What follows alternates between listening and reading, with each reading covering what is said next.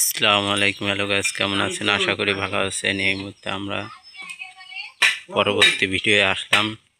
দেখেন বাঁশ সেদে কাটে চটি বানানো হচ্ছে। এই দেখেন চটি তোলা হচ্ছে, ঠিকাদার ভাবে বাঁশ ফাড়া হচ্ছে। ফাড়ে আবার তারপরে আবার পার্টি হচ্ছে, ফাড়ে আবার শাস্তি আসছে। একবার সেদে নিতে হচ্ছে, একবার ফাল্টি হচ্ছে, একবার ওই চটা শাস্তি হচ্ছে। সাইডে চাইছে ওই জায়গায় চটি বানানো হচ্ছে।